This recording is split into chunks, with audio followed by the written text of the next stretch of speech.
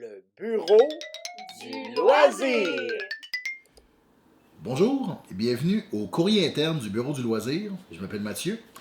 On va déballer ensemble aujourd'hui les forêts de Pangaea, qui est un jeu que j'attends depuis un certain moment sur Kickstarter, qui est en retard, comme tous les Kickstarter ces jours-ci.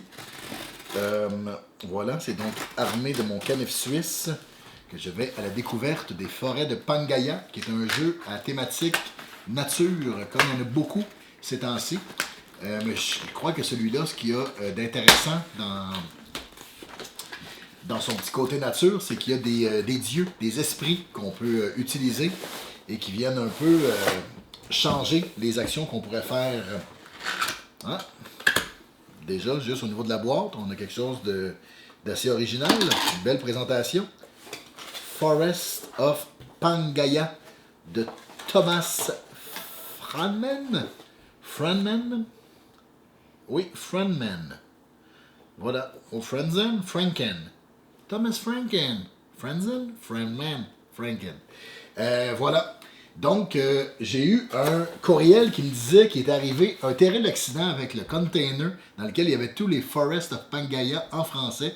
Donc, ils m'ont demandé si j'étais d'accord, bien sûr, pour m'envoyer la version anglaise.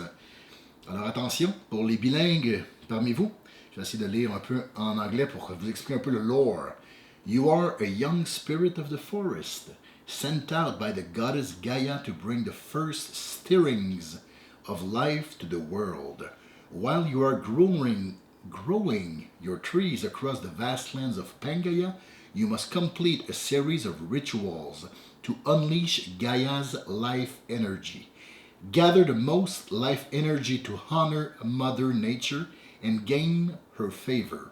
But with every ritual, you must carefully balance the forces of growth and decay. Will you keep your forest calm and isolated or mingle with others to benefit from diversity? Là est la grande question. N'est-ce pas que nous aurons le choix, que nous aurons à faire face dans les forêts de Pangaea? Alors, on peut commencer par la couverture. Très belle boîte. Vraiment, très belle boîte. L'image est magnifique. Tout le camailleux de verre, c'est vraiment beau. Écoute, je trouve qu'artistiquement, ça commence très très fort visuellement. Alors, on a le livret d'instructions qui a exactement la même couverture que la boîte. On a les achievements, donc les objectifs à accomplir. Le mode solo, moi qui est toujours une chose qui m'intéresse beaucoup, beaucoup. Alors ça, c'est les tuiles. Chaque joueur, c'est dans l'équipement de départ, si on veut, dans l'équipement de départ de chaque joueur. Ce qu'il faut qu'on aille au début chacun, c'est des tuiles.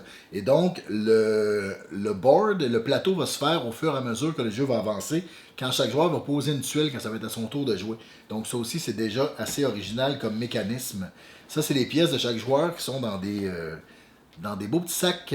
Moi, j'adore les petits sacs. J'aime tout le temps ça, fouiller dans des petits sacs. Donc ça, c'est l'esprit. Donc c'est l'esprit des verts, de l'équipe verte.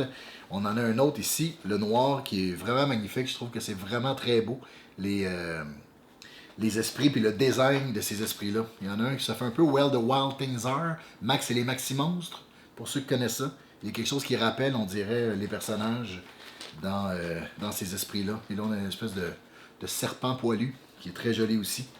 On a les plateaux des joueurs. Et je dois dire d'emblée, la qualité me semble exceptionnelle. Même le petit insert de fond, c'est vraiment du carton, presque, on dirait quasiment du carton comme du bois. Presque, c'est vraiment magnifique. Toutes les composantes, ça c'est les plateaux des joueurs. Avec des petites encoches encore là pour que les trucs ne glissent pas quand on les met dedans. Ça, c'est des petits arbres, on dirait, avec des rituels. Ça, c'est comme un symbole pour les rituels, je pense, dans les jeux. Et on a des cartes qui viennent encore là dans un emballage qui est vraiment beau. Tout semble harmonieux, tout semble naturel. Donc, c'est une très, très grande réussite, en tout cas au niveau du premier coup d'œil qu'on jette sur le jeu. Ben voilà, c'était les forêts de Pangaea. J'espère pouvoir en parler plus longuement sur la chaîne dans une vidéo future. En attendant, je vous invite à vous abonner. Hein, ça nous aide beaucoup de savoir que vous nous suivez. Puis n'hésitez pas à laisser des commentaires, à nous donner des suggestions. On aime beaucoup vous entendre. Donc, je vous remercie et à bientôt pour un autre courrier interne.